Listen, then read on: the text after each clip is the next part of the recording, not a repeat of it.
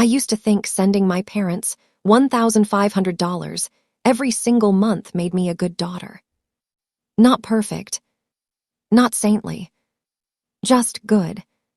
I told myself it was normal. They were getting older. Dad's back wasn't what it used to be. Mom said groceries were expensive now. Utilities, insurance, property tax, every phone call came with a gentle sigh and a reminder of how hard things had become. And I listened. Because that's what daughters like me do. 1. The responsible one. My name is Emily Carter, and I've been the responsible one for as long as I can remember. Straight-A student. Part-time job at 16. Scholarship to college. First one in my family to land a six-figure salary before 30. Meanwhile, my younger sister Rachel was, well, Rachel. She was 2 years younger but somehow always treated like the baby. Emotional, sensitive, creative, my mother liked to say, whenever Rachel quit another job or dropped another class. Rachel didn't fail. She was failed by the world. At least, that's how my parents framed it. So when I graduated, moved to Chicago, and built a solid career in corporate consulting, it was never a question whether I'd help. I didn't even wait for them to ask. "Mom," I said one night on the phone, freshly promoted and proud, "I want to start sending you money each month, just to help out." She cried. Actual tears. "Oh, Emily," she said, voice trembling, "you're such a blessing, we raised you right." Dad got on the line after that, clearing his throat like he always did when he was emotional. "We won't forget this," he said. I believed him. 2. The $1,500 habit. At first, it was $500. Then the heating bill went up. Then Dad's physical therapy wasn't fully covered. Then Mom said the house needed repairs. Eventually, without much discussion, it became $1,500 every month. Automatic transfer. Same day. Same amount. I budgeted around it like rent. And honestly, I was proud. My friends would complain about their parents asking for help, and I'd quietly feel superior. At least mine appreciate it. At least I'm not being taken advantage of. God, I was naive. 3. Rachel's phase. Rachel lived in our hometown in Ohio, still.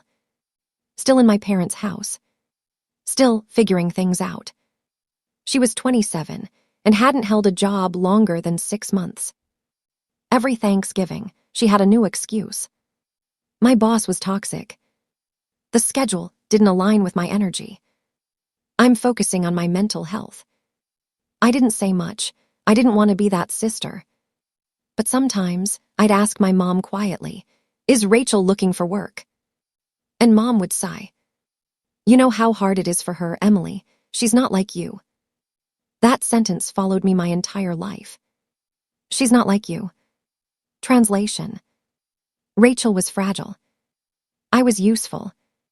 4. The comment that changed everything. The truth didn't come out all at once. It slipped. Casually. Cruelly. It was during a Sunday video call. My parents were in the kitchen, camera shaky as Mom adjusted the phone. Rachel walked behind them, wearing new leggings, designer sneakers, and holding a brand new iPhone. I frowned. "Did Rachel get a new phone?" I asked, trying to sound casual. Mom waved her hand. "Oh yes, hers stopped working." Rachel laughed. "Ancient technology, M." I smiled tightly. "Nice shoes." Rachel grinned wider.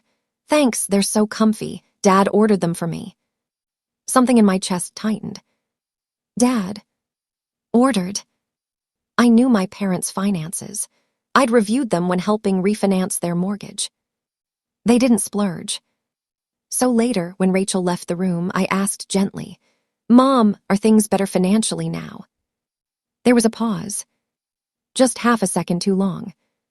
"Well," Mom said carefully, "your support has really helped." I nodded. "Of course, I'm glad." Then she added, almost absent-mindedly, "It's been such a relief being able to give Rachel a little spending money too. So she doesn't feel left behind. 5. The silence. I didn't speak. I don't think I breathed. A little spending money, I finally repeated. Mom laughed nervously. Oh, nothing crazy. Just groceries, gas, her phone bill, sometimes rent for her yoga studio. My vision blurred. Yoga studio. Rachel didn't teach yoga. She attended yoga. Dad jumped in. Emily, don't overreact. It's family money. Family money. My money. The money I worked 80-hour weeks for. The money I skipped vacations for. The money I sent because I thought my parents needed it. You're telling me, I said slowly, that the $1,500 I send every month is going to Rachel. Mom's face hardened just slightly. Not all of it. That was when I knew. 6. The audit. That night I couldn't sleep. I logged into my banking app and scrolled. Month after month. Year after year. Over $90,000 sent. I opened my laptop and pulled up the spreadsheet I once made to help my parents' budget. Something didn't add up. Their utilities were lower than expected. Their grocery spending was oddly small. Their miscellaneous category. Massive. I called the next morning. Mom, I said, voice calm in a way that scared even me. I need you to be honest with me. How much of my money goes to Rachel? Silence. Then Dad said quietly, about 60%. 60%. That meant $900 a month. For years. For someone who didn't work. Didn't contribute. Didn't even say thank you. 7. The confrontation. I flew home that weekend. I needed to see it with my own eyes. Rachel was sprawled on the couch when I walked in, sipping something green and expensive. She looked up startled. Oh, Emily, you didn't tell me you were coming. I didn't know I needed permission, I said. Mom rushed in, already defensive. Let's not do this right now. No, I replied. Let's do it. I turned to Rachel. Do you know where your money comes from? She blinked. From Mom and Dad. And where do you think they get it? She shrugged. Their retired savings. I laughed. Actually laughed. You've been living off me, I said, for years. Rachel's face flushed. That's not fair. Oh, I stepped closer. How many jobs have you applied for this month? She crossed her arms. You don't understand my journey. I looked at my parents. You let her believe this, I said. You let me believe you needed help. Dad looked ashamed. Mom looked angry. She's your sister, Mom snapped. Family helps family. And what am I? I asked quietly. No one answered. 8. The decision. That night, lying in my childhood bedroom, something inside me hardened. I wasn't angry anymore. I was clear. I wasn't going to scream. I wasn't going to beg. I was going to stop funding a lie. But I wasn't going to stop quietly. No. If they wanted family money, they were going to learn the cost. 9. The first move. The next morning, I changed one thing. Just one. I paused the automatic transfer. Didn't announce it. Didn't warn them. I waited. It took exactly 12 days. Mom called, frantic. Emily, there's been a mistake. The money didn't come through. I smiled into the phone. No mistake, I said. I just decided to review where my money goes. Her voice sharpened. You can't do this to us. I already did, I replied. And that was only the beginning. The money stopped, and suddenly everything cracked. It was amazing how fast things fell apart when comfort disappeared. 3 days after Mom's frantic call, Dad texted me for the first time in years without Mom prompting him. Dad, your mother is very upset. Rachel hasn't been sleeping. Can we talk like adults? I stared at the message for a long time. Then I replied, we can talk when you're ready to be honest. That conversation never came. Instead, chaos arrived. Rachel's reality check. Rachel showed up at my parents' kitchen table the following Monday with mascara streaked down her cheeks. "I don't understand," she cried. "My card declined at the grocery store. The studio says I'm behind on payments." Mom wrapped her in a hug, shooting Dad a look like, "Fix this." Dad sighed. Emily paused the transfers. Rachel froze. "She what?" Mom snapped. "She's being dramatic, trying to teach us a lesson." Rachel stood up. "So this is temporary, right?" No one answered. Rachel's voice rose. "Right." Dad finally said, "Emily said she won't resume anything until changes are made." Rachel laughed bitterly. "Changes? Like what, me becoming her?" That sentence burned. Because for the first time, Rachel wasn't joking. She was scared. The first job application. 2 weeks later, Rachel applied for her first job in 8 months. She didn't tell anyone.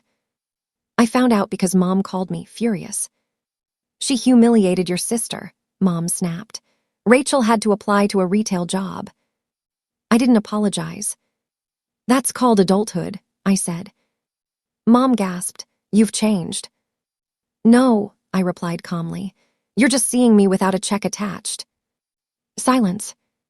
Then Mom whispered, "If you don't help us, Rachel will have to move out." I smiled sadly. Good. The manipulation attempt. They tried everything. Guilt. Tears. Family meetings. Dad emailed me a long message about sacrifices, about how hard parenting had been, about how Rachel just needed time. I replied with numbers. A spreadsheet. Every dollar I'd sent. Every month. Every percentage that went directly to Rachel. At the bottom, one sentence. "I will not fund dependence disguised as love." Dad never replied. Rachel finally calls me. A month later, Rachel called me. Not Mom's phone. Not Dad's. Her own. "Are you happy now?" she asked, voice sharp. I didn't rise to it. "Are you working?" She scoffed. "I got hired part-time." "Good. Don't say it like you're proud." "I am," I said simply. She went quiet. Then she whispered, "I didn't know it was you." That surprised me. "What?" "The money," she said. "I thought Mom and Dad were just helping me." I believed her. And that hurt in a different way. "I would have helped you," I said. "Directly, honestly, with boundaries." She swallowed. "They said you owed it to the family." I exhaled slowly. No one owes their life to someone else's comfort. Rachel didn't argue. She just said, "I'm moving in with a friend next month." The final decision. I reinstated one thing. Not the $1,500. Not even half. I sent my parents $600, earmarked strictly for utilities and groceries. With conditions. No transfers to Rachel. Receipts required. Any violation, it ends permanently. Mom was furious. Dad accepted quietly. Rachel never asked me for money again. 6 months later. Rachel works full-time now. She doesn't love it. But she pays rent. She buys her own phone. She learned the difference between support and entitlement. My parents, they're colder. More distant. But also quieter. They don't ask anymore. And I don't offer. What I learned. I didn't lose my family. I lost the version of them that only loved me when I was useful. And honestly, that wasn't love. That was a transaction. I sleep better now. Lighter. Unburdened. Because the money I earn finally belongs to the person who worked for it. Me. The end.